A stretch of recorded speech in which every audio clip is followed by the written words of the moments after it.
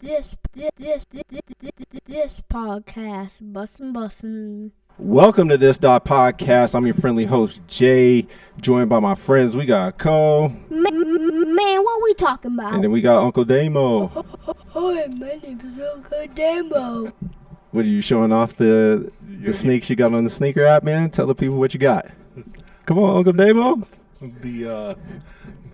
The clunkers.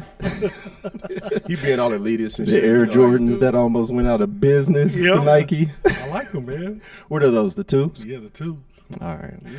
Shout out to the incredible Lawrence and Larimer. This is episode 109 of this.podcast. You can catch Lawrence and Larimer at 3225 East Coast Facts Avenue, or you can go to lawrenceandlarimer.com, and you can catch us on all streaming platforms and video on YouTube.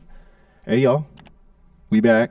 We on a Saturday, beautiful Saturday, right? It's nice outside. Would you qualify it as beautiful or just a Saturday? Well, it ain't raining like it was the last couple days, so I'll take it. I haven't been here, so I didn't know. I know you've been He traveling But big time. He just can't wait to flex, can he? He came, What are you man. talking about? Did you fly first class this time? I did. Oh, Would you want me sitting next to you on the plane? Hell Hey, no. you remember Courtney was talking about when we got in? The dude was like, He couldn't even put his seat tray down. Yeah. Man, please give him first class ASAP so I can fucking be comfortable in my freaking economy class flight. Please upgrade him, please. Please upgrade. Fuck it, I'll pay for it. The big ass. No, that's cool. You were in. You want to tell the people where you were at? Atlanta and San Francisco. Yeah. Oh, you went to Atlanta first, then San Francisco came home. Yeah. All work, or Yeah. did you visit your daughter out there? She's back out here. Oh, okay, And cool. we were like this, so. Oh, you stopped by Magic Oh. City? You had to get some wings Oh, okay. to go. Man, what we talking about? Cole, how was your week, man? Oh man, it was good, man. Honestly, man, it was slow. Oh man, but I got to watch my son break about a 60-yard touchdown, man. I saw that on the gram, man. Shocked me, man. Shout out to Champ. Shout He took out. off too. Yes, man. He was out of there, man. I was like, man, this is. It looks like me, man. Is that 10-1 in the making? Yeah, and I can't stop watching it. I bet. So proud, right? Yeah, it's funny. So he had to gamble. Although I haven't seen you break like he did, man. Like he he did. he did was get out of gone. there. He did Courtney get will out pull up and his hamstring be hurt. of there. Yeah. I'll take that. I'll take that. I'll take that. No, that's dope. I'll take that. But nah, man. Yeah, man. My son had a great football game. Things were pretty slow at the house. I think things are kind of, they're slow, but they're also just kind of figuring this life out without my father-in-law. You know what I mean? Just kind of trying to navigate this. But Let's see what that looks like, because he's a big part of the family. yeah, Like he was very involved with the grandkids, and yeah, he is it's going to be different. Yeah, but other than that, man, the things are pretty good, man. Good. Yeah. Mine went well. I won't get into it too much because we have a great guest tonight, and we're excited about this guest. I mean, this man has seen and endured a lot. Man. All right. He's made transitions in his life more than a stick shift on the city roads, man. That's how much he shifted and transitioned in his life. Was that supposed to be a good analogy? It was a great analogy. I'll let you ride with it. What you got? You got one? I wasn't the one You that just made a it hater, man. Let's get to the guest.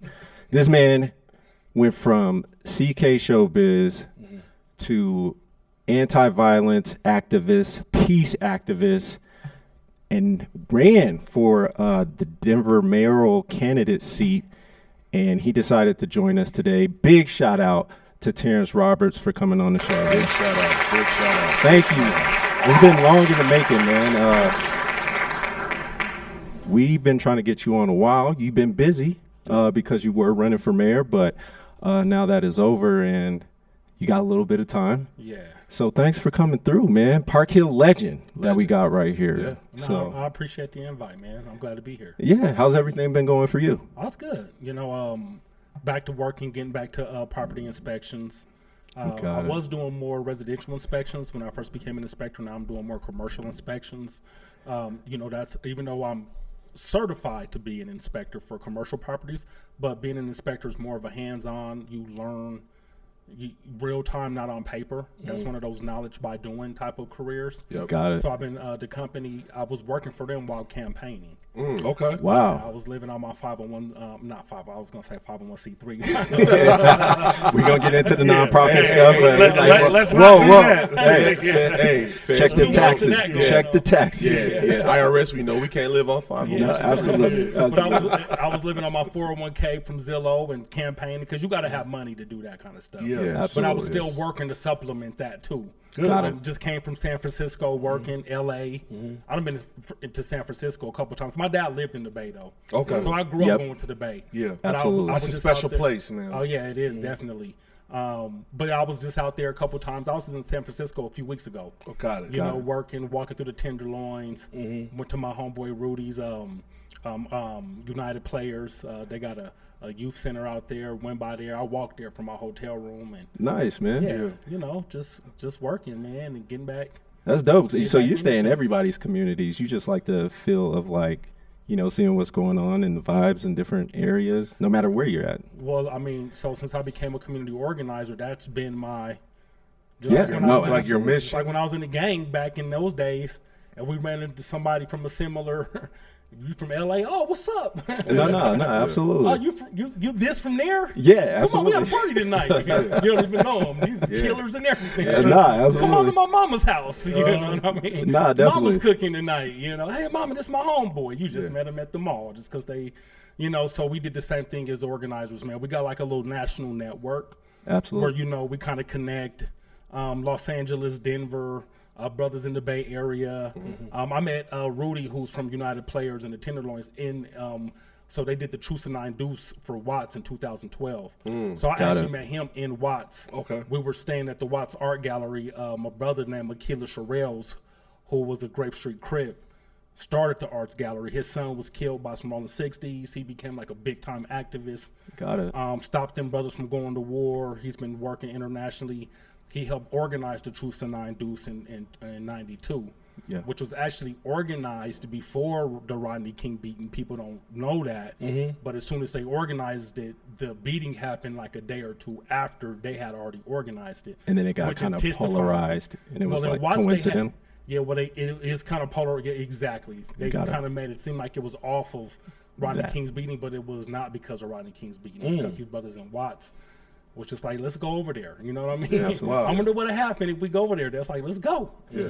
You know what I mean? Well, let's take it back because, dang, you just unpacked a lot in that little segment of like your history and things like that. And, you know, to quickly to rewind of like your upbringing and how you former gang member and then got into community organization. I want to say real quick that in the Holly doc, and we'll talk about it, but you have always been a person in the community, right? And I was listening on the doc to, I forget the gentleman's name, Hassani or Hasir. But anyway, he mentioned how the Black Panthers and the Holly specifically used to be a headquarters or, you know, stomping grounds for Black Panthers, right? Yeah. Had you had grown up in that time, you probably would have been a Black Panther. Didn't have that because of what has happened and how the FBI dispersed the Black Panthers, lack of guidance in the community. So ended up being a gang member. So I would like to talk to you a little bit about your upbringing and like, how did it get to that point in your relationship in the home where you turn towards the Bloods? I mean, well, growing up in Park Hill back then, you know, I'm about to be 47. So Right. when you're talking about the mid 80s, you know, to late 80s, early 90s, when you got DJ Quick, Second to None, you know, Right. you got Too NWA, Short, you name Too it. Short, Yeah. LL Cool J, Mama said knock you Yeah. out. All of it was rough. And Like it that was hard. aggression. All of it, man. You know, Yeah. gangster rap, you know, F the Police, just everything. And we were going through that. The crack cocaine era was there. We Yep. already had Bloods and Crips that had already been like the OG Crips and the OG Bloods had already been gang banging. There had been some homicides. If you wasn't running with Chauncey's and them crew or Courtney and them busting through the line doing running for 60. Yeah, absolutely. If you wasn't looking Courtney compared to me, This I wasn't running no 60-yard. Touchdown, yeah, I might have pulled absolutely. off a 20, 25. I wasn't busting through the line for 60, and I can't. I've never dunked a basketball, man. So Got it. it got to the point to where it was really just like, okay, well, these other brothers is going this way, so it wasn't. No one forced me. It was just like if you was from Park Hill back then, you definitely couldn't cross Carr Boulevard going west to party. That's a so I used fact. to hang out with brothers over there. Like, Yeah. shout out to Atiba Collins and Yeah. Robert Craig McGee and all them brothers. Tico, All Northeast, right? We Yeah. used to go over there. But as they started gravitating towards the Crips was really forming.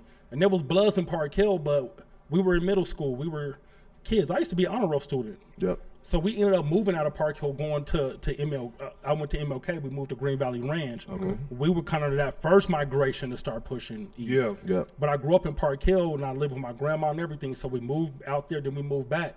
But I hung out on the east side, and it got to the point to where even though I wasn't even a blood, they was telling me, like, you can't even come over here. It used to be hundreds of Crips. Because you grew up in Park because Hill. you grew up Just because I was from over there, they'll Yep. beat you. Absolutely. Anything, it could be nothing, or it could be anything, but they really like me over there, so they'd be like, but then I also would have to go to Park Hill, and it was Bloods everywhere, and driving up and down the street, and jumping out Absolutely. on people. Yeah. So I started wearing, it started off with, at that time, green was more of a blood color. Yeah. So I would wear green just to move around Park Hill, because I was still in Park Hill more. Got it. And then it went to me, I go over their house sometimes, and I'd be wearing green or burgundy or something, and they'd be like, bro, You can't you wear can't that. be coming over here. And I was going over to all them brothers' houses and stuff, because I wasn't a blood, but it's like, I'm over here today, but man, some of them Bloods in Park Hill, them dudes a lot of them brothers is in prison for homicide, brother. Yeah, It's right. dangerous, so it was violent. I've worked in worse than Denver. I've worked in worse than America. It was bad.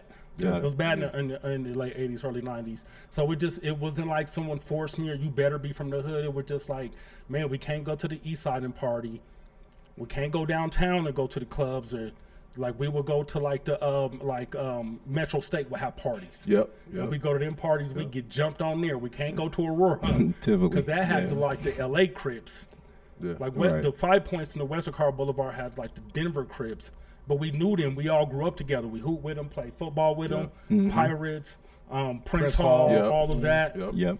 But it kind of intensified the violence because people were shooting up each other's mothers' houses and jumping on each other, beating on each other. God was more personal. Like, oh, how you gonna do that to me? Right. I know right where your mama stay, anyways. Because we all know each other. We all grew up small black all community. that, Absolutely. But I happened to have lived in Green Valley Ranch, like I told y'all, so I knew a lot of the Raymond Avenue Crips, and a lot of the Crips, they really formed in Green Valley Ranch and like out there in Aurora.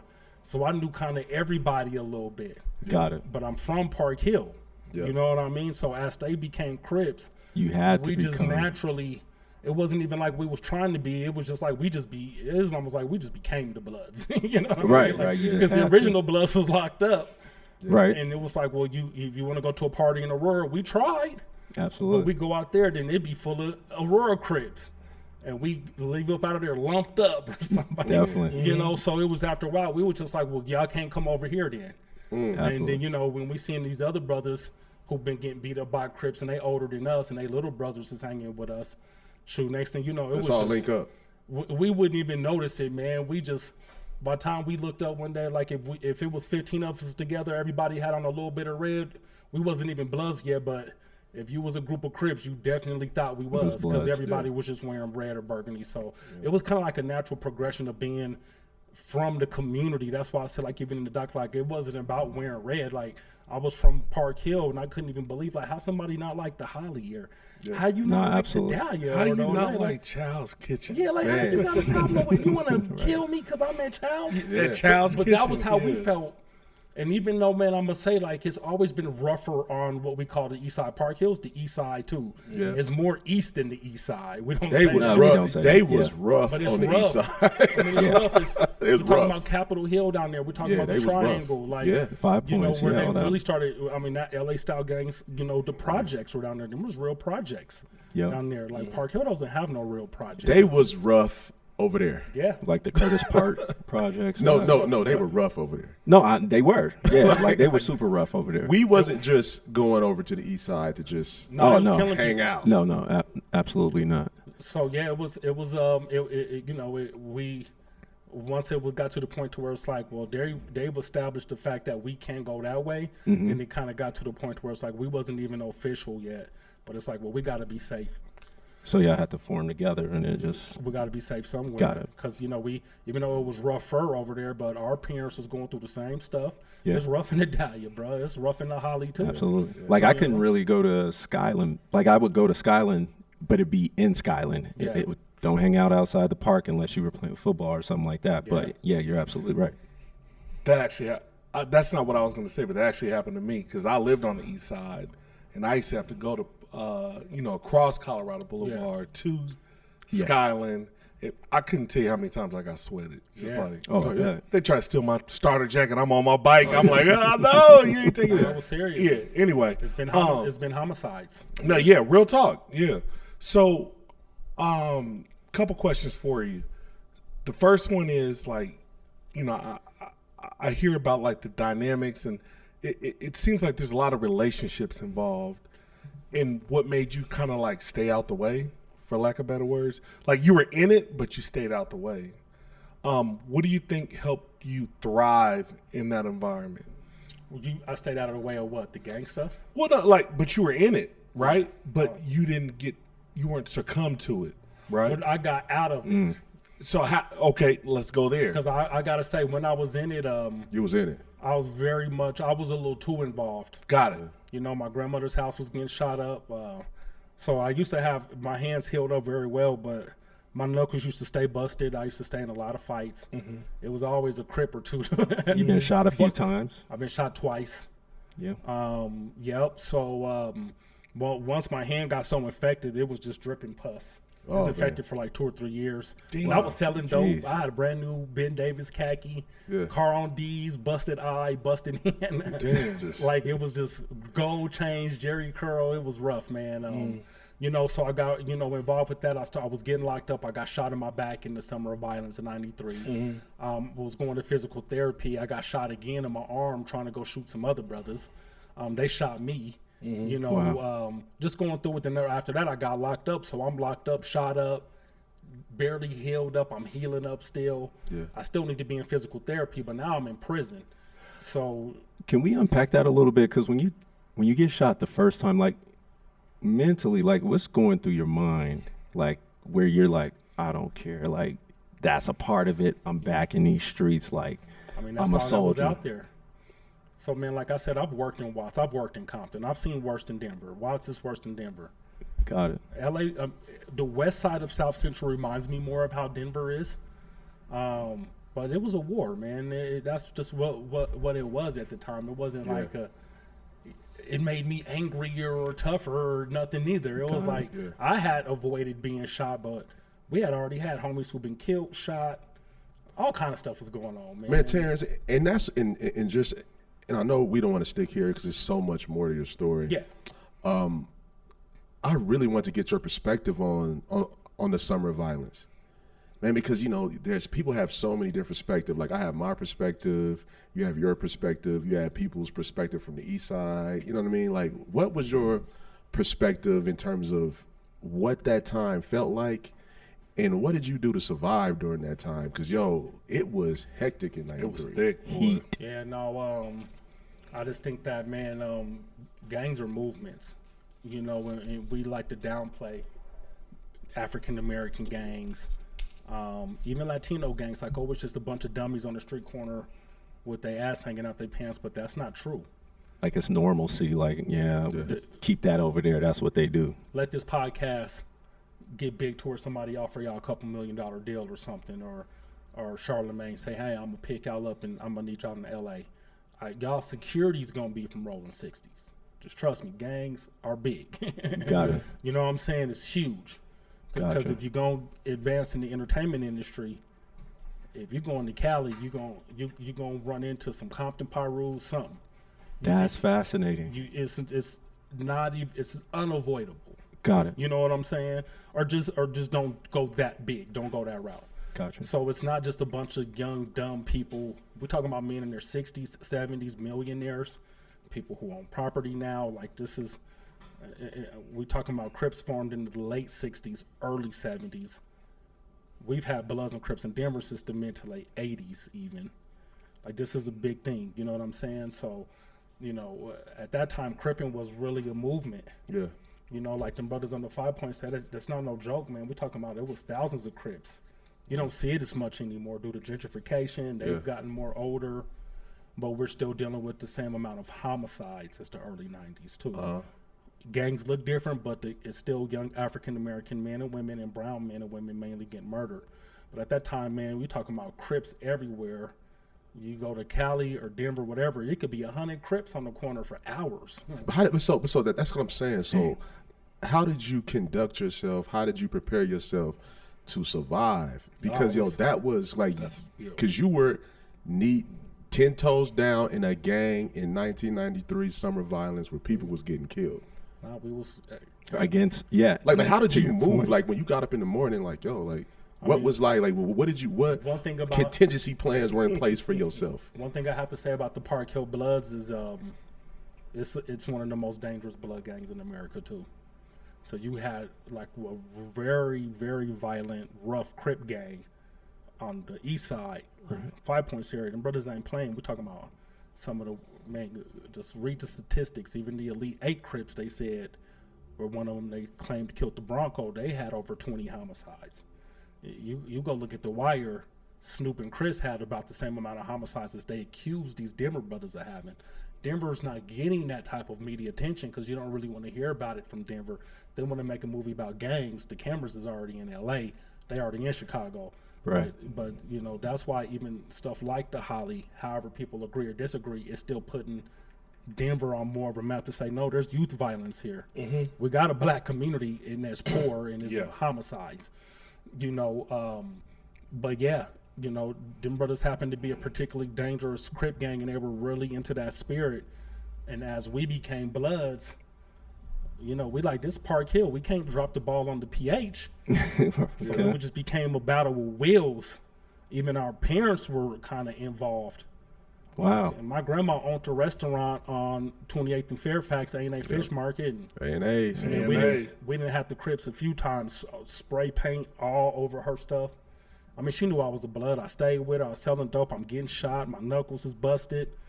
She didn't have to run out in the parking lot and stop Lester and all the OG Bloods from beating up on Crips, brothers from the east side over there getting hamburgers and fish.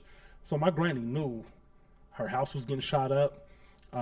My dad was living in Oakland at the time, so I would like go out there to see him for summers before I started banging. But then when I started banging, I didn't go to Cali as much. But when I got shot, he moved back to Denver. That's when my dad moved back to Denver. Got it. Because I would, you know, I've gone to the Bay my whole life. You know what I'm saying? So, but I was stuck in Denver. Now I'm a Blood. Now I got to be here, you know, for the hood. But I mean, how I moved around was Mac 11s, I mean, Tech 9s back then. Now, you know, everybody got a Glock with an extended clip, but back then, our Glock was that Tech 9, you know what I mean?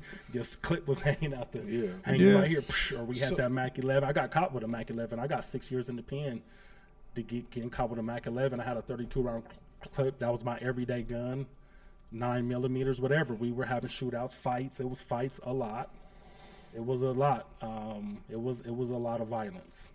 So to move, like this is like where Terrance was, right? Mm-hmm. And then let's talk about where Terrance went. And there was some inspiration about the Holly. And specifically for listeners that don't know what we're talking about, there's a documentary on and a book too. A documentary and a book on, is it Amazon? It's on Amazon, but now it's going to Stars. And it's on Hulu. Well, Hulu has a deal with Stars, but it's on Apple TV. A lot of platforms. Yeah, it's called The Holly. Yes, sir. And there was some inspiration behind that. And you transitioned from what you just talked about to something that's completely different. Yeah. Let's go there. Yeah, no, man. So I had with the same Mac 11 I told y'all I got caught with. I had shot up a Blood's car at that time who went to go grab a pistol on me over an argument over a Dayton hammer for he had loaned me for $40, and he was like a big old brother, so we was gonna get into a fight. I told him not to go to his car. He went to his car, shot his car with my Mac 11. So the police came to get me. I got caught with the Mac 11. I got 6 years in the pen, and I had a menacing with a shotgun case for another case. So I took a year for that, so I had a 7-year sentence. I'm sent into the county jail, and PBS was running a Martin Luther King special, and I seen that speech, I have been to the mountaintop. Right. I knew who Martin Luther King was, of course. I grew up off of Martin Luther King Boulevard. It runs through. Yeah. Right. Now all the way to Montbello, right? But back then it stopped at Quebec, you know what I mean? But I never had heard, I had been to the mountaintop, and I didn't know that he had predicted his own death 24 hours before he was killed. So when he did that speech, he was killed like less than 24 hours later. And I think that's a great call out, because everybody's talked about the I have a dream rather than I've been to the mountaintop, right? I think I've been to the mountaintop has here lately been surfaced a lot, but back when we were growing up in history, it was always, or in elementary, I have a dream. So why was that speech, why did that touch you so much? Because he was going off. He was. See, man, people act like, oh, Martin Luther King was the soft one and Malcolm X was the hardcore. that wasn't Malcolm true. X was hardcore, but what Martin Luther King was doing, like the actions he was doing, the way he was able to gather, which, man, I got a lot of love for Malcolm X too. He helped shape who I am too, but I started really thinking about activism because Martin Luther King, because not only was he going off on that speech showing like he wasn't playing, but man, if you look into his life, he was trying to shut down Washington. He wasn't playing. Absolutely. Like, you know, he was getting hundreds of thousands of people to go shut down Washington, which would have shut down our economy. We're talking about the debt ceiling and all that. He was talking about surrounding the White House Absolutely. and shutting down our country. Poor people's movement. Man, I'm telling you, like that brother was deep, but you know, so people, you know, kind of rag on him like, oh, he had this non-violent tendency, like we should have been shooting back. Like, okay, we'll go do it now. No, Don't absolutely. judge him for that, then, because I'm an organizer. It's not like you said about this podcast. Organize a protest and see how hard that is. No. No, You know, 100. you don't know who got a pistol and the police is around. This podcast. Yeah, Bussin'. So I just started really studying about Martin Luther King when I heard that he got murdered the very next day. And he told the people, like, when you get to the mountaintop, I'm going to be there, but God has shown me the vision. Right. And I was like, what? Then he dies the next day. So I was like, that's deep. So then, you know, I started studying. I got a hold of his autobiography. I started studying the Bible, just reading more about activists, Malcolm X too. You know what I'm saying? Absolutely. I studied the Quran and everything. I mean, I believe in Jesus. I don't go to church, but I, you know, man, You're we spiritual, build, not religious. exactly. But I build with the Muslim brothers too. You know what I'm saying? Absolutely. But it was just like one night, brother. I was just like, you know what? I had enough. I did so much for the Bloods, bro. My grandma fed all them brothers because the original Bloods was in prison. And when them Crips was forming, them Trays and them rolling 30s, it was me and I was fighting them brothers. Yeah. No, I absolutely. was catching them fists and them boots and them bullets, and they know it. They'll tell you. Right. They were like, oh, no, Terrance was out there. Yeah. I'm the one crossing. We caught it crossing the boulevard going over there, and they coming over there. Yeah. You know, so I was just like, and I liked a lot of them brothers. Man, I grew a hatred for Crips at that time because of the propaganda and the violence that we were doing. Yeah. But, man, I didn't, other than us declaring Colorado Boulevard the border. Yeah. You had no other reason. No you had other no reason. other reason to be doing what you was doing. We all grew up. Some of my best friends was from the east side. Yeah. You know, so, but you know, I fell off into that, and I would just start thinking like, man, I don't want to fight my brothers no more, man. Like, I'm cool, man. Like, I'm tired of fighting. Like, if I'm gonna fight somebody or kill somebody, it's gonna be because you disrespecting my, like, who I am as a man. As a man. Like, I can handle my disrespect to my manhood. I'm man enough to be like, okay, whatever, brother. But I'm saying if you're trying to attack me, Threaten life or something, Yeah. And then it was a test to myself because I have been to prison at showbiz. I was running prison yards, and it was rough, man. It was hundreds of Crips, and the brothers got hands and all that. Absolutely. So we have to be a little more violent, and I was getting into tons of fights. And I was like, I'm gonna do this last stint in prison. I had got a 7-year sentence. I was facing habitual criminal. So I was like, God gave me another chance at life. I was like, I'm gonna go do this next 4 years. Man, my name's Terrance. That's scary. Yeah. Whatever happens, just happens. But it's like you didn't stop fighting. It was a different type of fight. Exactly. You put your energy in a different place. Yep. You know what I'm saying? Yep. Like that's what I take from it. Yeah. And go. No, I wanted to let you cook, actually. Yeah. Go ahead.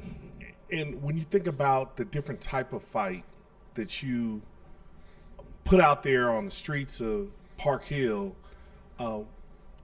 what was like something you wanted to like anchor on and say, hey, this came from Terrance? I mean, so initially, man, I'm gonna be honest. I was so happy just not to be gangbanging. I was in prison. I had my couple little incidents, like the Bloods want to jump on me. Yeah. You know, that never happened. I went and talked to I grew up with all of them, but you know, in the black gangs, it's not so much as a blood in, blood out as much. You know what I'm saying? They tried to pull that one on me, but hey, you know, it's kind of like a get beat out. But I was like, man, I'm not following those rules no more, nor am I checking in. But them brothers have respect for me, man. We all grew up in Park Hill. Back then, most of the Bloods was all from Park Hill. Yeah. Right. Now it's Bloods from everywhere. You might That's have like the new white movement. man walking around. Absolutely. Yeah. But you mind if I ask one more?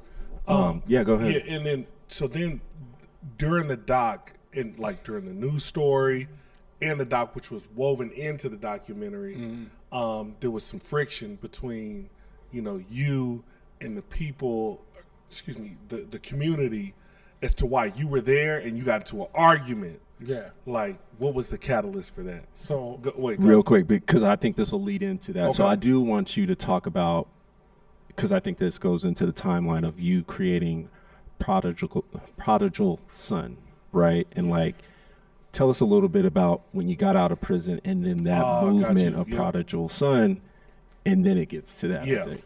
So after I went through my first little incidents in prison, it became love after that. Yep. So I got baptized in prison. I had all the Bloods, Crips, the Norteños, Serenos, everybody came. It was crazy. Absolutely. So they were moving me around. I stopped a riot in Fremont and Canyon City, which is the old Shadow Mountain.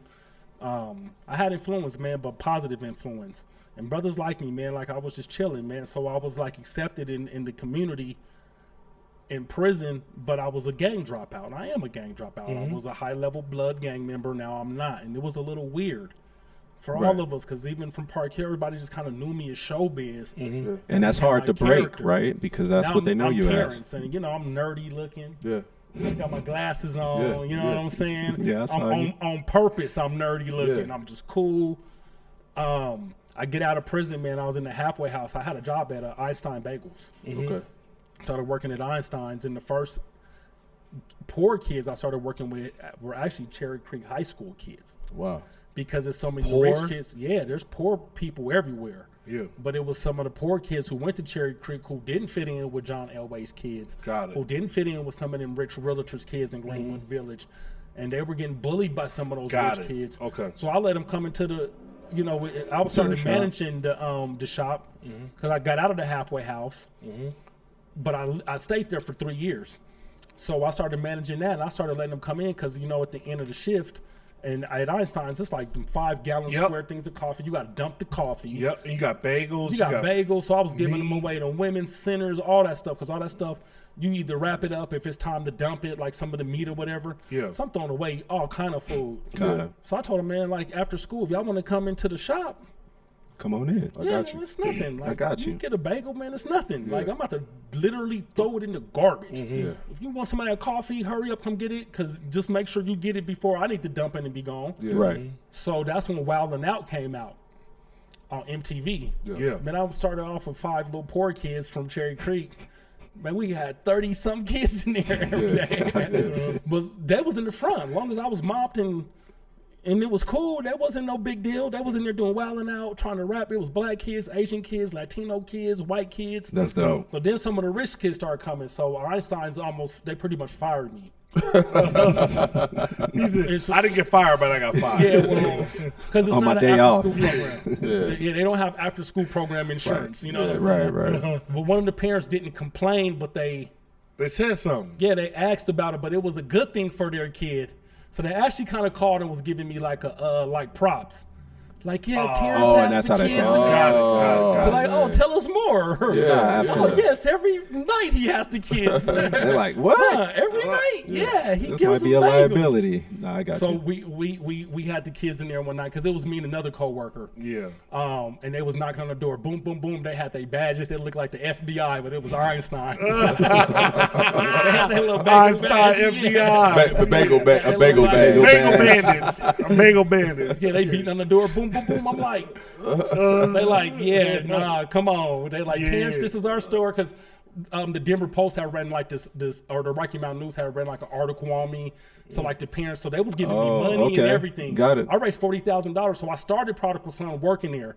But I only got my 501c3 to take kids hiking or rafting because I had took kids to Chautauqua Park in Boulder. Yeah. I spent like $250. I didn't have that kind of money. I was still on parole. $250, $250,000. No, $250. Oh, okay. But I didn't have $250 to be. No, absolutely. So I filed for my 501c3 just to get a few $100. Yeah. Yep. But when that article came, some of them Greenwood Village, the first money I ever had was from them white parents in Greenwood Village. I raised like $40,000, which was good though because so what happened was they came in the restaurant, was like, Terrance, we appreciate what you're doing. We've heard good things.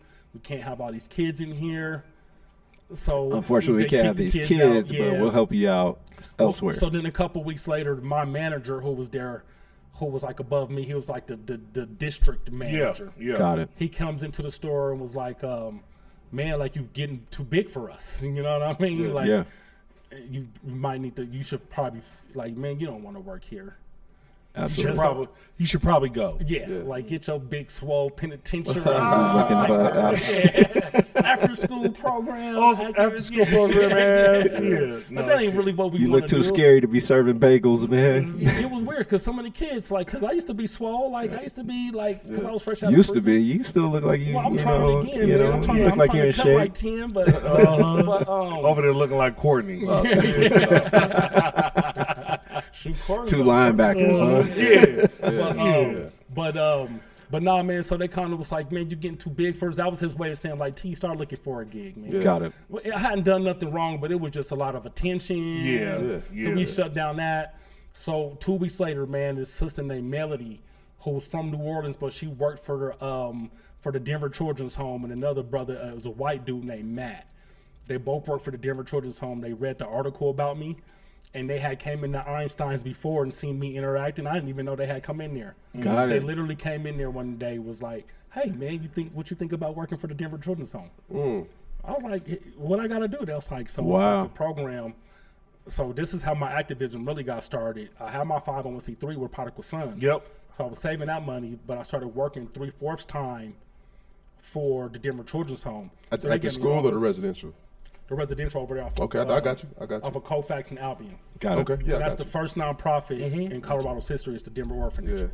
So even though I'm a felon, the executive director made me write like an excuse for all my crimes, and they had to give it to the board of directors.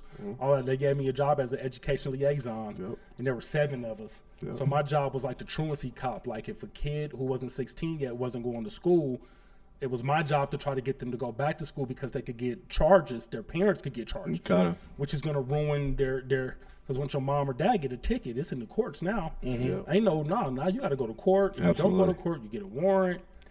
Gotta get processed. It's a school to prison pipeline, but it wasn't school to prison just for the kids. It's school to prison for the parents. For parents. Yep. So our job was now they've changed that. For the most part, I don't know how much, but I know they're not just directly giving parents tickets like that. So my job was to just really get the kids to go back to school. And out of all 7 of us, I was the most successful. So I would go pick up kids and take them to school. Like, man, come on, fool, like get up. You know? Yeah, absolutely. When I had little rocker kids, I had all kind of emo kids, black kids, little Crips. And didn't matter. Man, it was all good. So I couldn't take them to school all the time. Some of them failed. But I was getting a lot of kids into school and working with them. I had a caseload of about 55 kids. But even if you made a difference in one kid. This podcast. Yeah. Bussin'. That is dope, man. So what happened though was Oprah was doing the big give. Okay. I don't know if y'all remember that. She went on this activist tangent for a while, like outside of her show, where she was giving them like $1 million. Oh, yeah. So she picked the Denver Children's Home. She broke the Denver Children's Home off. So she broke us off so much. So I was buying my clients beds. Yeah. So it was like a warehouse full of clothes from a different grant at the same time, where I could go get like Docker pants and button-up shirts, and it was like fake starter gear. It wasn't fake. It was starter gear from Canada. Like the Mob Ducks and like the Canucks and stuff. Yeah, I got Argonauts. It wasn't fake, but it was fake. The Montreal Argonauts. Alouettes. Montreal Alouettes. It was not Expos. United States teams. Yeah. But I had access to it. Got And it. at that time, I had a white pickup truck. So I was just loading up the pickup truck, going to all Bringing the it back barbers, home, going to Park Hill Barbers, going to Hollywood Barbers, pulling up, just like, Yeah, hey, yo. if y'all want some pants, Here you go. you know what I'm saying? As long as you That's ain't what's a up. 49 or like a 58. Yeah, I got you. Yeah, like I got all the sizes, but like this is what I got today. So I was handing out all that stuff, but I was still at the Denver Children's Home. I was paying my clients electrical bills. Yeah. Because we had to give the money away. So I'm like, hey, you need a new bed. It's probably 501c3. You gotta get that bread. We bought one of my clients a used car. Yeah. Damn. So So it seemed like you was just doing a lot, giving away, I was like, naturally I was a conduit. Because raising it was- money, it like was a their- gift for that. Well, I wasn't raising money there. I was getting paid a salary. Oh, to I was getting paid a salary. Oh, I don't know. Somebody knocking at the door. no, you're good. Okay. It's your store, man. What are you looking at us for? I'm not security. But let's fast forward a little bit, because I think that gets into everything that you've done as far as a community organizer, which are 501(c), as far as nonprofit, raising money, the Peace Courts. I was part of that, that movement when you were doing that, and then creating the Boys and Girls Club at Anschutz, right? And then Damo had a great segue into, like, you started having trouble with that because you're naturally for the people, right? Like, you're a people's champ. As you were going through that, you started to notice changes in things like when it came to raising money and funding, how people expected you to spend money. Yeah. And you talked about the CBA, I believe, which is the, Community Benefits Agreement. yes. And the thing that you were starting to realize is that, hey, as I'm building this stuff, I want to contract work to my own people, right? And those that are disenfranchised, and you were finding out that was hard to do, getting a lot of pushback. Can you talk about your experiences with that and why you think things went a little bit sour as far as what you imagined as you were raising money and getting into this dream of yours? Well, it went sour because it was such a good program. They didn't want me to be the face of it. And it's not me. Because of your background? Because of my background. Got Because it. I wear Nuggets hats. Yep. Because I dress just like we dress right now. Yeah. Authentic, Yeah, just like, yourself. I'm from Northeast Denver. Like I listen to hip hop. I wear Nikes. I wear Jordans. I wear Chuck Taylors. I wear Vans. Like, what's wrong with what I'm wearing? And so I was dealing with like the Denver Foundation, some of these other foundations, and I'm gonna just tell y'all right now, Denver does not like to see strong black men who's not going with the flow. Like we're not used to that type of revolutionary. Nor was I trying to be a rabble rouser. Nor was I playing the game. I wasn't thinking about playing the game or being a rabble rouser. But once we brought in the Anschutz, I was already had the Denver Nuggets coming because one of my board members worked for Kroenke Sports. So, we was already bringing Rocky to the Holly. We didn't brought the real Rick Ross, T.I., everybody. Absolutely. Yeah, we was real like the connections check-in. We was like, and if you check- access. we was the positive check-in. If you come to Denver, we was like, come to the Holly or come to the 5 Points. You know what I'm saying? So we was already doing all that. But once it got big, once the money came, the $5 million came, once everything started going up, it was just like, well, we don't really want you to be the face of it. We want Albus Brooks. I'm like, Albus Brooks hasn't. He said, Albus Brooks. Yeah, no, and no disrespect. It's like to Albus. commercial. No, I got you. We got our own Yeah. disagreements politically, but I'm being honest. Like, I'm not going to, like, not gonna this sugarcoat is it. not no disrespect to Albus, but it was like, Albus is, for one, he's not from this community. He knows nothing about Bloods and Crips. Me and Mike Johnston, y'all interviewed him. We had our office over there. We dealt with them people every day. Yeah. Just trust me, brother. You don't want to be in the Holly when somebody's drunk aunt come up in there You yelling talked and about screaming. this, man, in the doc. Yeah, you don't. Next thing you know, you disrespect her. There's 12 Bloods coming in there. They'll beat your whole office up. They'll burn your office down, bro. Someone could get killed. Anything. Absolutely. So black people in Northeast Park Hill, they want quality, 5 points. Like they want quality stuff. Like you know what I mean? Because our people come from Arkansas, Louisiana, Mississippi, Texas, running these businesses, moving to Denver. These were very astute, like well manicured black communities before the gentrification and the poverty and crack came. Yes. So people was coming in there like, what's going on? What's up with this arson building here? What's going on with the violence? Because I did start getting media attention, so people were questioning me. Like, well, what's up, Terrance? Since I seen you on Fox 31, right? What's up with that though, right there, bro? Yeah. Like, you know what I'm saying? Yeah. We got 25 Bloods hanging out all day, 50 Bloods. It might be 100. Next thing you know, you be sitting at the table with our kids and little so and so from LA is here. It's 100 cars that pulled up for a rap video. Yeah. Shootings. I was there with my kids when there was shootings in the Holly. Yeah. Right. So then once we get the project going, it's going well. We get national attention. I've done the work to get it cleaned up. A lot of positivity. The Urban Learning Conservancy purchased it, but I got a land use agreement.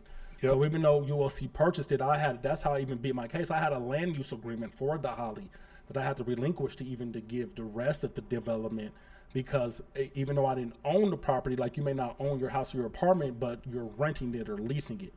So all of the equipment that was on there, those tables, gazebos, playgrounds, the basketball courts, was owned by Prodigal Son.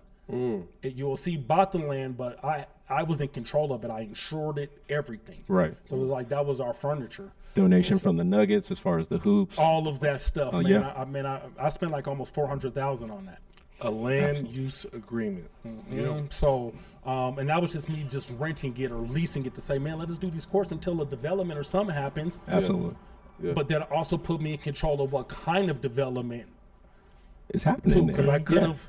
So I kind of played them a little bit because I was like, no, but if we don't want no wig shop here, because you ain't about to have my people, man, because I love Park Hill, I love the East Side. Like, nah, this is a strong black community. And you know what the people need and want. We needed a youth center over there for them babies. Yes. Yeah. And that's what we got. And that was a little bit later, but once we started getting that, and then we got the youth center and all that stuff started coming, people wanted control of it. They wanted to be in the media. They wanted to, so, they started bringing people like, Hancock and Albus Brooks. And it was not to be disrespectful to them, but I'm from the community. We had in Park Hill had been working on that stuff. And where were y'all at before all this? And I was just being honest about that. Yeah. And it's like, no, you can work with us, man. You the honorable councilman. Yeah. Like no one's tripping on you. Yeah. But if you gonna speak, like you didn't even believe in this. Okay, now you got elected, but now you speaking because the Denver Foundation's here. We might as well let so-and-so from Park Hill speak, or so-and-so who these other brothers speak who's from the East Side, who also came to help us stop the violence. Right. Because they wanted to be heard. They wanted to talk. They should be given the but credit. I'm telling them, like, you can't talk, but Albus is talking. And so we started having them kind of issues. So then we had this community benefits agreement for the development of Holly. Oh, yeah, we'll hire the people. Right. But it's like if one person from the 5 Points of Park Hill made one mistake, it's like, oh, we got to get rid of Donnie, but we got this dude from Lakewood pulling up. He might make the same mistakes. Was making the same mistakes. They was over there getting drunk, bro, whistling at women. I had to flash on them. Like, bro, don't whistle at no women walking through here now, not even one. You don't know whose mom or No, absolutely. that could be my mom. No, Like, absolutely. so like it's Bloods everywhere. It's Crips rolling through there shooting the Bloods. The Bloods is running up on cars, popping in the cars. There was all kind of stuff going on over there, man. Like, it's the Holly. Yeah. Right. So, we was just starting to have those kinds of issues. Like, they didn't want me. They started having meetings without me. Mind you, I got like $250,000 of property. No, absolutely. Sit on the space. But I can't be at the meetings or in the rooms y'all are talking about. I had done nothing wrong. Even when I disagreed with him, I wasn't belligerent or cursing. I know when to wear a suit. I know how to act. I had a board of directors. I had been raising millions of dollars with Prodigal Son. It was racism. A lot of what happened to me, and not just from white people, our own people will get with white people to hold their position and be like, all right, I don't like what Courtney or Jay, I don't like his energy, or Jay asked the wrong question, in front of Mr. So-and-so. Right. And so we started having that type of energy. But then there was other black leaders, people's moms and stuff was involved. So it just got kind of messy. But then I was honest about what I felt was happening to me, because our you go to the Holly site, man, that's no representation of nobody from the East Side, nobody from Parkhill. Yeah. But they want all the glory. That's what made you walk out the room. Yeah, well, I mean, so I still had a lease that they had to honor that I was moving into the building since I raised the money for free rent. But that's when I was like, you know what? It's already going to happen. So the Prodigal Son kids got to pick the colors. If you look at the colors on that building, you'll see it was my campaign colors, which is mainly like the green, the brown, or, the camo. Yeah, all that. So it's like a camo. We had the camo building. Absolutely. So people don't understand. So we picked the color scheme and everything. But Me and Herm had the shirts on. I remember. Yeah, so that was like about the last power move I got to pull. I could have stayed, though, at the table. I could have stayed, but it was like, no, I'm going to be the voice of the people who feel left out, because it's going up. You ready to boogie bad. with that bear? But I that's dope. This podcast. I couldn't do no bigger than a hissy. hissy fit other than, and now I'm being harassing or I'm being ignorant. So real quick, though, because I think, and Cole brought up this question pre-production, the Park Hill Golf Course, because I think this is a perfect example of what you just took us through, and you have the experience of like, hey, there's land here that people want to build on and do something with. For whatever reason, like you were doing positive things with that, and you were trying to empower your people and give them jobs. Yeah. Because when people are working, statistically it shows less violence, right? So with the Park Hill Golf Course, I feel like that's an opportunity for that. You've been through it, though. So, like, how realistic is it? Like, yes, if we start to build on the Park Hill Golf Course, if you agree or disagree, I would love to get your thoughts on that. How can it benefit the people that live there and provide jobs, et cetera, and all that? Like, what are your thoughts on raising the easement on the Golf Hill Golf Course? I mean, so I was a no on 2-0 Park from Hill the Golf beginning. Course. I was one of the first people that was a no on it, and this is why. So I know we need more affordable housing, but the way affordable housing, if you listen to my campaign, we need more public housing. Then people can go to attainable housing. Then people can go to affordable housing. So affordable housing is 2 steps away from what we really need to make a dent in our homeless population. So now African Americans make up less than 10% of Denver's population, but almost half of our homeless population is African Americans. Drive to Colfax and Downing, look at them bus stops, and you'll see how many black folks up and down Colfax. Drive to the 5 Points, drive to the Triangle.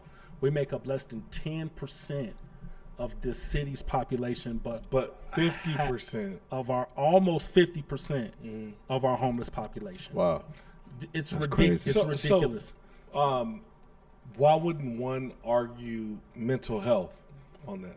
Well, no, some of it is mental health. There's various reasons why. Some of it is, which is a form of mental health, drug addiction, sexual addiction. Some people don't have no problems. They're like, yo, grandma died, my auntie, she crazy. Yeah, I'm just good. Yeah, I'm cool. Right. Like, it's like this is what I want to do. Sure, I'm sleeping down here in the Platte River. Yeah, My chick. Yeah. We both kind of crazy anyway. We got some bud.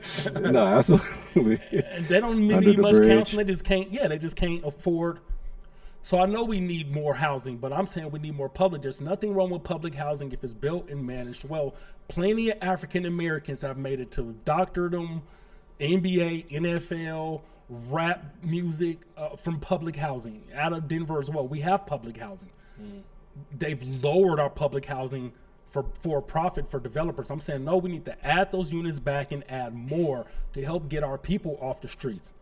So what West Side investors were talking about in the golf course was adding from 600 to possibly 2,500 units. We already have the 5 Points has been gentrified.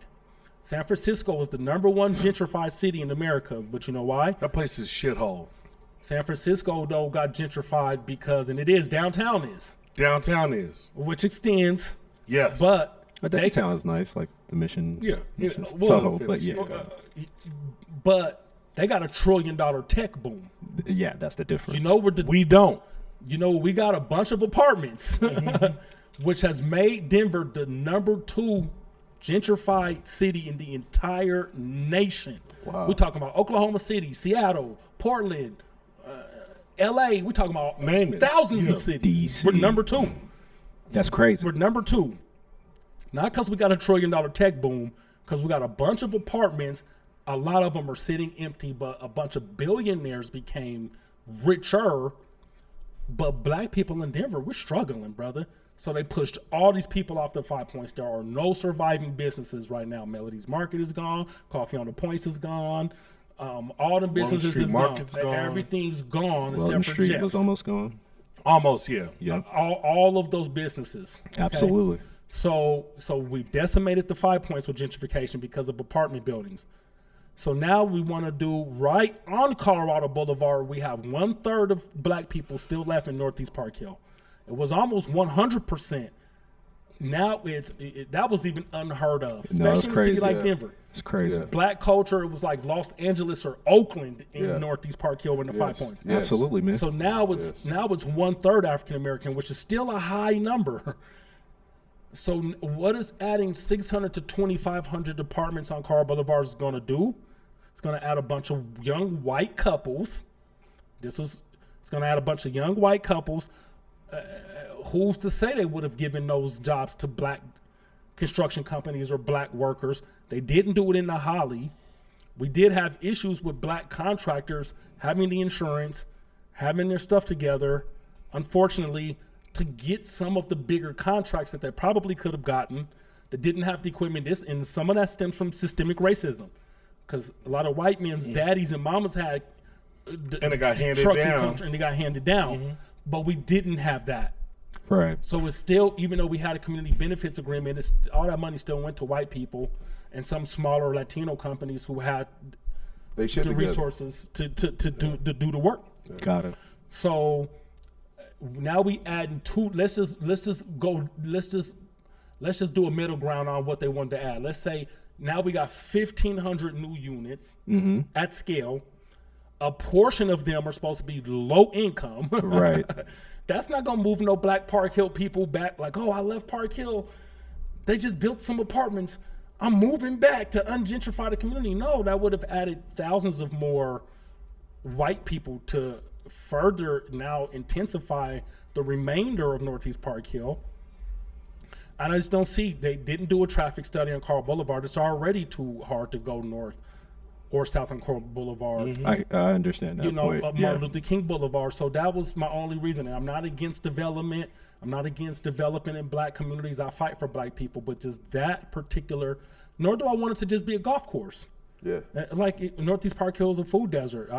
I'm down for it to get a food market there where if it's fresh food. Yeah. I'm down for it to have the Prince Hall and the Pirates. And I got you. have a water fountain there and gardens, and we can go and kick in Athletic fields or something like that. Movies in the park. I don't want it to just be a dried up golf course.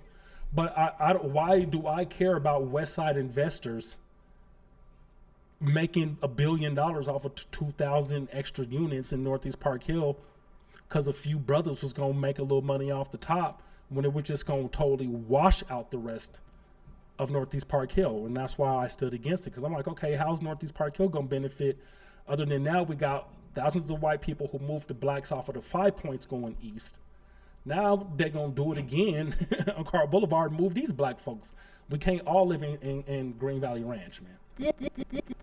So that's my reasoning behind it. I just think that there's better areas. If you look at an aerial view of Denver and you go to the Park Hill Golf Course and you span out, you could go to Google Earth, there's no more green land over there except for Skyland Park. And that's not really no park where we can just be kicking it and hanging out. And you could, but if you're not really from Park Hill and that's not your area, your community, you're not really going to be over there. Yeah, well, and you know more about it than we do, and I think the way that it was sold, like I'm glad we're getting your perspective because we're civilians, if that's what you want to call it. I mean, you're a civilian too, but you're in politics and you're just in that world of like, we thought of it different in the way it was explained to us. And it's okay, because some of the brothers, I mean, I know that it could have brought equity and people was like, yo, it could bring home ownership. my thing was just for But who? there's steps to home that. ownership. My- That's what I took what away. I'm saying. Because if somebody's chronically homeless, so we have about 8,000 homeless people in Denver. We got about 1,400 to 1,500 people sleeping on the streets every night. Half of those are black people, and that other 8,000 is people sleeping in people's basements, sleeping in hotels. Like I can't get like we live in a hotel, so we're not homeless, but we paying this rent every week at this extended stay. No ownership and just No not. ownership, and those are mainly black people and Right. Latino people in Denver. You're White right. people have a lot. There's poor white people too. There's poor homeless white people, but white people make up over 60% of Denver's population right now, Right. and they're not representing in our homeless population. Yeah. Talk You to know, 'em. so my thing is this: even if somebody is not chronically homeless and they're living in somebody's basement. Man, I've been in that situation where me and my homeboys was in. We didn't ran away. We in the homie's basement, and they mom, she bipolar. She tired of us. We didn't ate the chili. When y'all gonna get out my house eating all of my yeah, food? We ain't cleaned up upstairs, and she's Yeah. slamming the cabinets. She's like, get the And if fuck out. Damo's your homeboy, shit, I got two that's balls. like another family. two balls. Yeah. We was stealing cars, bro.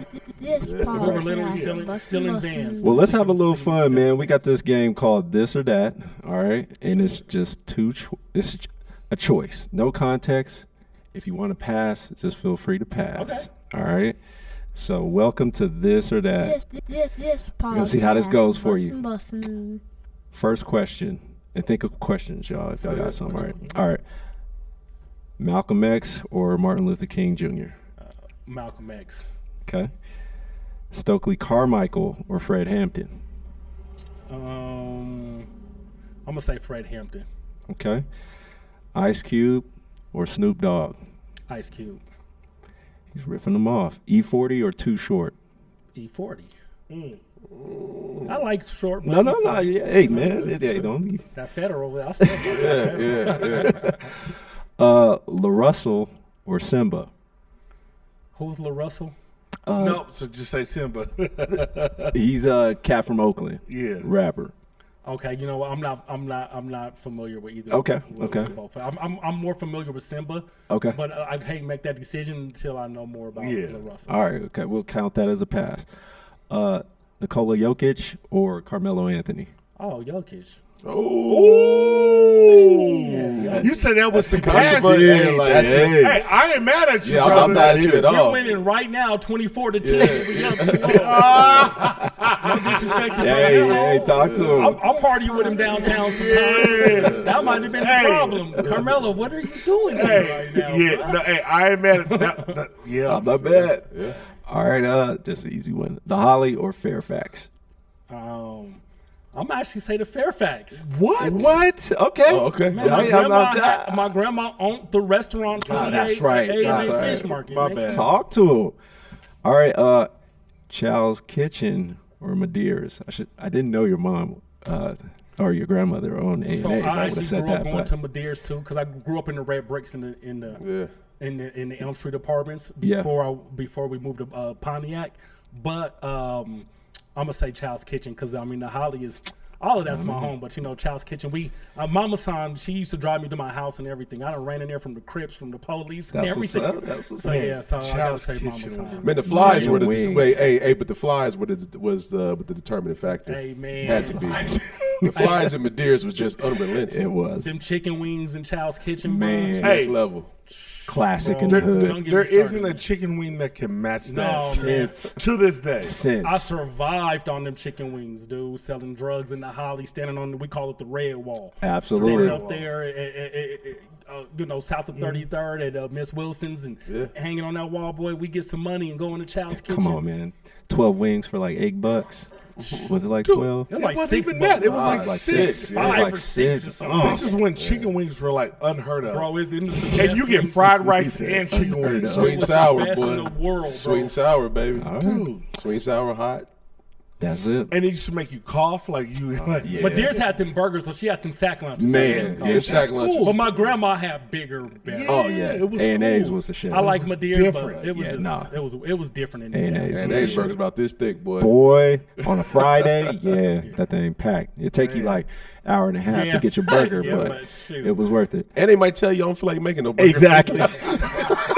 I never We had done. that. The I kitchen never closed. had If that. you go in there and be like, listen, we ain't making no hamburgers today. That's funny.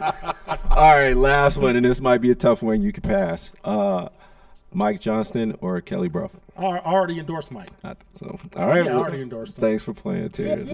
Y'all got one? Podcast, bussin'. I do. I'll save it though. You'll save it? Yeah, I'll save it. Man. All right. It was good, but like that was good. Yeah. Cool. Yeah. Well, that last question gets us into your run for Denver mayor, Yeah. which is interesting. And you're one that always shakes things up. You have done amazing things within the community, so that makes sense why you would be a valuable candidate or a viable candidate for Denver mayor. But I want to ask you personally, when you were making that run, because we keep referring to the Holly Dock, you've definitely pointed out, hey, you're not the most liked by the city's finest when it comes to politics, police, public service, I'll say. What gave you the courage. the courage, thank you, that's the word I'm looking Yeah. for, to run for Denver mayor? Sure, I dreamed a little dream. You know what I mean? It's like because it was 58% undecided, really going up until where, Michael raised 3.5 million, Kelly raised 2.5 million. We seen the demographics of who voted. People mainly over 55. I mean, they voted by landslide over everybody, other ages combined. And Wow. that's who got Mike and Kelly both into the runoff. Mainly white people over 55 to 65. But we didn't know. We thought I had a chance. We didn't know what would happen. I didn't know. I knew I wasn't going to be able to raise 2.5 or $3 million. You know what I mean? Yeah. But we've done so much organizing. We figured, even if I don't get elected, we need public housing. Yeah. Affordable housing is a buzzword to get people to say, hey, let's build these apartments over here that Denver really don't need. That's going to move these Latinos out. Right. But it's owned by these rich developers. We've displaced these people, but we have affordable housing. Affordable for who? So we coined that term. But wait, let me push on you just real quick, and not on you personally, just on the situation. Like when you think about like a mayoral race, there's so many factors involved, so many, and then like when you think about you running for mayor, the relationships, like that's what it's all about, right? It's all about relationships. So you're missing out on, not missing out, but you have to build relationships. You have to tell your story. You have to show people why it's important.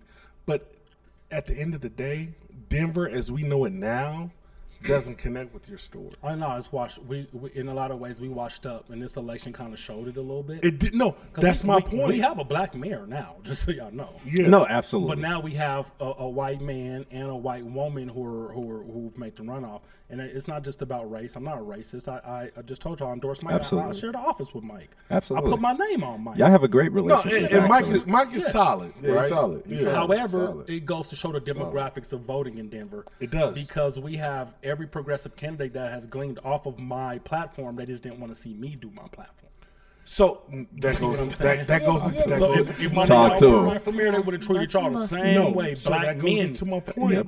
That goes into my point. So when you think about when you're running for mayor, there's a lot of hate. Yeah. In like this the crab in the bucket syndrome, Oh yeah. right? And people trying to pull you down when you're trying to lift up. I'm not saying you're the best candidate. I'm not saying you're the worst. But like at the end of the day, like why not support somebody or at least listen to somebody who's trying to make a difference. Yeah, I mean, sure. I felt like all of them should have supported me. To be honest, No, absolutely. I got the story. I've done development work. Story, I've man. raised millions of dollars. I've shared the office with Mike. Show and prove. We built the Holly. The youth center's there. I beat my case. Yeah. I'm not stupid. I knew there was a big chance I could lose. Absolutely. No, dude, I you're know- not I a know- stupid dude. No, You're not not. at all. But but we was like, well, and even if I don't win, we're gonna make them work harder. That's what happened. I mean, so even the fact that I ran a successful campaign, successful meaning I finished with no scandals. I completed my campaign. It's done. I ran. I got my votes. Even it was 22 people running for mayor.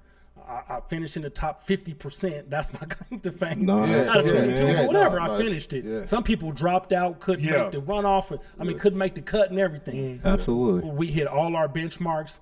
I brought up, like I was saying earlier, public housing. We need a public banking system in Denver. All right, because we were just at the Pepsi Center for an Avalanche game a few weeks ago. Do you know that in the Pepsi Center, you can't even use cash? You could drop a bag of cash on the counter. You can't even get a couple. They're like, dollars. nope. No, that's across the nation. Yeah, so how are you going to get an apartment for affordable housing if you can't even get a bank account? So these are the things I was fighting for. Okay, y'all want to build the Park Hill Golf Course for affordable housing, but y'all don't want a public banking system, which generates millions of dollars for extra infrastructure. I said that Denver needs to be a 24-hour city. If we want to bring the film industry to Denver, which I'm advocating for, the music industry, not just rap music or trap music, country music, Tejano music, pop music, all of these things need to come. The arts need to come to Denver in a significant way, and it can't come to Denver in a significant way if we're not operating as a world-class city. You can't say you're a world-class city if your city shuts down at 12:30. And then when your city shuts down, it's known for being violent. We can't even get LA artists to come to Denver sometimes. Wow. They're like, I'm cool, because they already know that some of these spots aren't as safe. The flyer looks good, but you don't want to be on the 5 Points, man, at the Roxy, and your security's not tight. Denver's really like Los Angeles in a lot of ways, or like the Bay, but we just don't have the concentration of black people like they used to, like they do still anymore. That part. But it's violent. Things It is. happen. So Terrance, like, what is your greatest strength, man? So 2 questions. So what is your greatest strength? And then the next to that is your greatest worry, man, for our city. So what's Terrance's greatest What strengths? keeps him up at night? Right? No. What is it inside of you that makes you valuable to the city of Denver? And then what is your biggest worry for our city? I mean, my greatest strength is I do know the city, and I care about East Denver. Like, I don't have a desire to move to LA or to move to the Bay. I like those places, but when I'm in LA or the Bay, I'm like, okay. Yeah. I'm from Park Hill. Yeah, I'm absolutely. from the 5 Points. So, like, good Definitely. for y'all. Like, I'm not impressed. You know what I mean? No disrespect to them. Yeah. They got that history and all that, but I got that love and that culture that I got for black people in Denver. You know what I'm saying? And I'm still here for the people. It may not look like me pumping a bullhorn with a camouflage bandana around my neck every single time. Right. But I'm here. I ran for mayor for black people and brown people in Denver. I didn't, like I said, I'm not dumb. I knew I could lose, but I ran to get our platform out there. Somebody who's from the street, somebody who's really from Denver, really from the 5 Points, really from Park Hill. I grew up in the Holly. Like, I remember we couldn't get no one at Miss Wilson's. No, absolutely. I had my birthday party. I remember Mike said on y'all show he had his birthday party there. Yeah. We got that stuff back popping because I actually had my birthday there. I grew up in Miss Wilson's. Yeah. Right. I grew up going there. Like, you couldn't even go in there unless you was like 35, 40 years old. Yep. You know what I'm saying? We started going in there to watch Nuggets games. Yep. That's how it started popping. Yeah. No, you're right. Yeah. We started going in there to watch Nuggets games and eating the fish there, eating the burgers there. Yeah. And then it started popping to where Mike could do his party to where now, man, it's going down every night in the horizon, So I care about those places, man. I care about the black businesses on the 5 Points. I care about homelessness. I care about housing. I said we need rent controls. And Denver, I studied my platform for a year before I even announced my candidacy. So we had Leslie Harrod, and shout out to Leslie. I drafted Senate Bill 217. We took it to Leslie. We drafted that in my place. Senate Bill 217, the police accountability law, is the first police accountability law in the nation. So you were a part of that.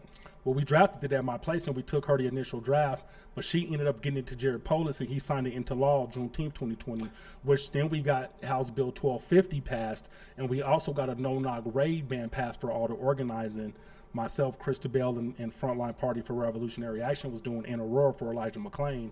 They passed a no-knock raid bill. Aurora is deemed as one of the most racist police stations in the whole United States, and they passed the no-knock raid bill. So what happened to Breonna Taylor can't happen here in Denver. So because of Breonna Taylor, we got a law passed. Because of Elijah McClain, we got Senate Bill 217 passed, which was supposed to be the Elijah McClain police accountability bill, but it just ended up being called Senate Bill 217. And we got House Bill 1250 passed, which coincides with Senate Bill 217, saying like, if we were cops and if I murder somebody, I have a duty to report you, to say, man, I told Jay not to kill this black man. The brother was down. Accountability. Jay still shot him. You can't uphold the law and break the law. Oh, we're not man. against the police. So This one- podcast. Now your greatest, Russell hold on Wilson. real quick, Damo. Now your greatest worry for our city. my bad. My greatest worry is that, we've lost the black community stronghold. You see black people like us milling around Denver now. We don't have any land. We don't, not a lot of black people. There's only a couple of cliques of black people who are doing even middle class well. No one has a Maybach. No one has a Bugatti. No one has a mansion. No one has a swimming trying to pool. get Really, that. Chauncey has it. I'm sure. Like, does he even live in Denver? Like, he's in Portland, maybe. I don't know, but he's a superstar. Like, he has guaranteed he made his. Robert Smith is a billionaire. We got a few people like that in Denver, but you go to L.A. or the Bay, which are cities, or Chicago, they have thousands of black people who, Absolutely. even though they got the thousands of homicides and hundreds and all that, but man, they got so many black men and women who are doing exceptionally well. We don't really have that in Denver. Man, we've lost the 5 points. Even though the community voted no on 2-0, we still are losing Northeast Park Hill. We're losing Park Hill, yeah. Montbello was one of the most violent communities in the United States per capita. That's mainly young, poor Latino kids and young, poor black kids. The Latino kids are killing each other. The black kids is Bloods and Crips. The Green Valley Ranch is full of violence. I'm an inspector, just no disrespect to nobody who owns a house in Green Valley Ranch. Those houses are not as sturdy as houses in Park Hill. Or Green Valley or the East Side. And that's why the gentrification, right? Because people know that is more valuable, more sustainable. I'm going to move closer in the city because that's better foundation for the house. Man, living in the inner city. And that's across the nation, I'm sure. Man, all these kids who grew up in the suburbs listening to rap music, have some black friends. We're talking about white kids, and there's also, it's classism too. There's rich black people who are also moving who don't care about gentrification. Yeah. Living in the 5 points near downtown, walkable to downtown, that's pretty good living, man. Yeah, it is. Look out your window and the whole, it was a murder zone. It's still bad like that if you're a Crip or a young African-American male. It's dangerous for young black kids in the 5 points, but it's literally a young white couple's heaven. It is. And they seen the fun we were having. They seen the culture. And they seen the music. And they wanted that. Now they don't want to hear the music or see it no more. Yeah. Right. They moved there for it. But now that they're there, they have a 5-year-old daughter and they have a dog. And now I know you're absolutely right, so man. they're pushing. I'm Pushing afraid that out. that we're losing black and brown culture. Literally, we're losing it in Denver. And you know what's, and this is what's sad, which plays into your whole story and your run for mayor, is that a lot of people don't realize that Denver is one of the few cities that have had black mayors and multiple. You know what I mean? In Latino mayors. In a diversity when it comes City to mayors. council, Absolutely. So it's like African-American and Latino state senators. Absolutely. All of those things, man. House district representatives. It's not like this is some racist southern state. A lot of it is and that's what this made is why I it. get myself into trouble. It's a lack of real stern leadership from people of color who we've, without mentioning anyone's name in particular. Right. Just saying, man, we've had leaders of color, but yet we're the number 2 gentrified there it is. Wow. And then moving forward, those to have that diversity in council, in public service is just going to diminish because there is no diversity, right? What happened in this mayoral election and some of the progressives who are still fighting for their seats on these runoff elections for city council goes to show Denver is a progressively white city that's actually pretty racist. So it is showing white people in Denver do like to smoke weed. They do all the fun stuff. They just don't want to see any more black people in around office there. right now. We might not call you nigger, but if you look on our Facebook page, it's all white people at the house. Just that kind of racism. Like you know what I mean? Man. No, it does. It feels So, like that. Question for you: did you have a good time? Running for mayor? No, like today. Oh yeah, no, this is cool, man. Yeah. Like I said to Jay earlier, man, if I'm gonna be doing New York Times and other podcasts for people who aren't from Denver, And we really appreciate that. yeah, no, Absolutely. man, it's all good. Like y'all from the town, and I'm down to have the conversation. Yeah. I didn't do nothing wrong. So You didn't. Yeah, yeah. That's your And then, story. so with that, the plus one to that is if you had the opportunity to recommend somebody to be on the show, who would it be? Let me think. I don't know, man. Y'all should probably get some sisters and some of the women in here who did some of that organizing in 2020. Okay. Because that was mainly a women-led movement. People like Christabel. We got Asian women. We got some sisters. Tammy, Kathy. Because really, I got arrested. You know, I'm Terrance Roberts, so I'm the male. We saw that part. Macho, they're alpha. showing me on the camera because I'm used to the bullhorn. Right. But man, all the T-shirts that was made and all that behind the stuff, even ordering the bullhorn on Amazon, I didn't order the bullhorn on Amazon. Hey, but The ladies did. But no, that will be a very interesting perspective. Some of these people running for office, should get Candy in here, get Daryl in here, man. Should get them all in here. you know? and tag them. Like when we put this out, tag them and let them know, like, hey, this is the platform you should be on. Yeah, no, man, y'all. There's so many. Denver got the stories. The talent is here. The rap music is here. The podcast talent is here. It's just Appreciate that, man. It's just centered in mainly on the West Coast. Even if you're from Atlanta, Idi Amin just interviewed me for Vlad. Yep. He lives in L.A., bruh.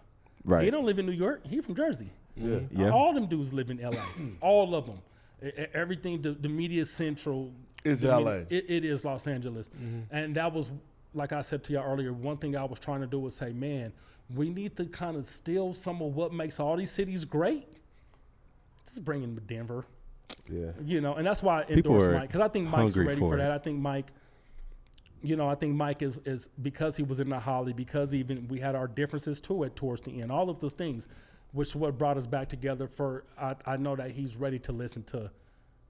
We don't just, if we want to lower youth violence in Denver, it's not just big OGs yelling, talking about, I used to be a Crip. And no one's responding well to that. Yeah. You know what's going to make a Crip put a Glock down? Giving them a Sony AS7. Yep. You know what's gonna make a young blood put that Glock down on that knife? Giving them a Canon and showing, giving them an Apple and showing them how to edit. That's dope. I guarantee dope, you man. they will trade them Glocks in for that. I guarantee you we could get some Crips and Bloods together. And no, you really could. Like, yo, bro, that's your camera. Yeah. You We know could what do I'm some saying? things That's with yours. that. Let me show you what it does. And Absolutely. it's less than $1,000. Man, you can do that. Yeah. And let me show you how to edit. Bungie Studios will help you out. Yeah. No, man. So that and so that's what's going to lower. That's how we lowered youth violence in Denver for 6 years. We did it with the Holly. I was calling Crips. I was calling Bloods because I had 3 kids in my after-school program. I did a mission trip to Port-au-Prince, Haiti. We came back. We started rocking the camouflage because it had the black and the brown Right. in it with the green for the earth and all of that.